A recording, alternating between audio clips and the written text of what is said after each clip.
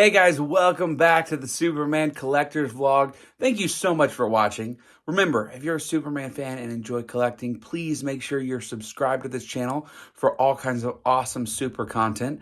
But hey, today I'm pretty excited because we are going to be counting down some of my favorite plush stuffed figures here in the collection of Superman and his super friends. Just some really cool plush thing from vintage to modern. So let's go. So first, we have to start this video by saying that most of my modern plush are stored here at the feet of the giant life-size statue. So as you can see, in this pile here alone, there's about 50 to 75 different Superman plushes. That anything from carnival prizes or Dave & Buster's, Six Flags, that kind of thing, to retail different things. But lots of different plush variety in this pile here alone. So we'll start with these guys right here. So these are some of my favorite Superman plushes. So these are from Japan, and they were prizes for what's called a UFO machine. So similar to like our claw machine here in the States. But these were winnable out of those arcade machines. There's 5 in the series. 2 Clark Kent in both gray and navy blue. 2 Superman with his hands on his hips and his hands out in front. And then, of course, Supergirl as well. So here's one of the more unusual plush released for the Man of Steel promotions. This plush Meerkat comes from Meerkat movies. So they made these in actually a couple different characters, but of course I had to have the Superman one.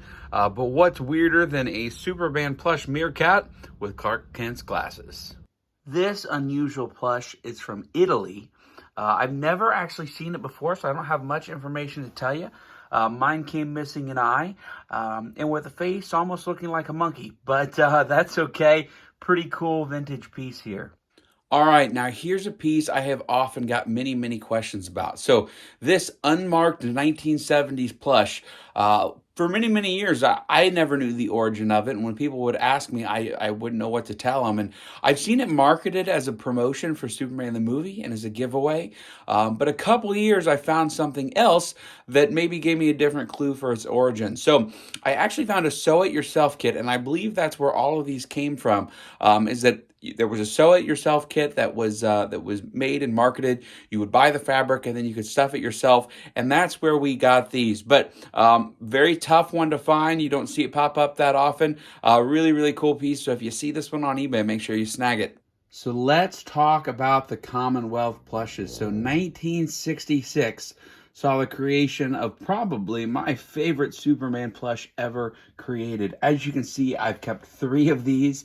Took me many years to find the first one, and when I got the second, I just couldn't bear to part with it. So, couple variations. These things were made fairly cheaply, so a lot of times the emblems will be on upside down.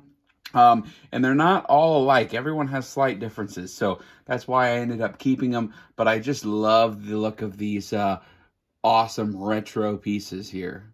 So I am sure that the Mego Corporation is a name that any Superman collector has heard of. But most people know Mego for their 8-inch and 12-inch action figures, and did not know that they also experimented with making a series of plushes. So Superman had 2 plushes made by the Mego Corp. They were both called the Super Softies. One is the 24-inch talking Super Softie, and the other one is a non-talking version, which I believe is a little shorter. Now, I don't have a box version of the other, so I can't tell you that with 100% certainty, but certainly an extremely rare piece. To find one in the box like this will put you back quite a bit. You can come across them loose every now and then, but just really cool, tough to find piece. All right, guys, now we're going to talk about the holy grail of my Superman plush collection, and that is this guy over here. So if you remember earlier in this video, I talked to you about the 1966 Commonwealth plushes. Now, those are tough to find for sure, but when I was first looking for one of those, I had a friend call me from the Chicago Toy Show. If you haven't been, you need to check it out. It's a mecca for all things vintage toys, including Superman. But anyway, he told me that he had found a Superman plush, wanted to know if I wanted to buy it, and as he began describing it to me, it sounded exactly like the 1966 Commonwealth plushes that I showed you earlier.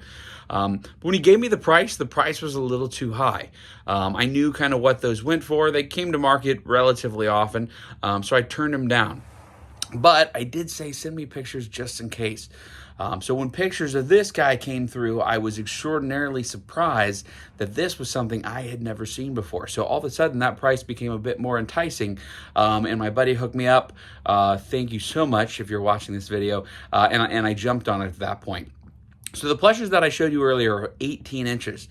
This one here is closer to 30. It is the only known example that I've ever seen in anyone's collection, and I could only find one mention of it in an old ad, which these are marketed for sale.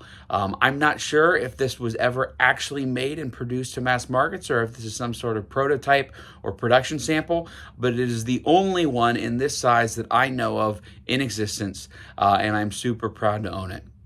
Thank you guys so much for watching this video and walking through some of my rare plush Superman figures with me. If you like this video, make sure to like it, comment, share it with your friends, and please, please, please consider subscribing to the channel to check out all of my cool Superman content.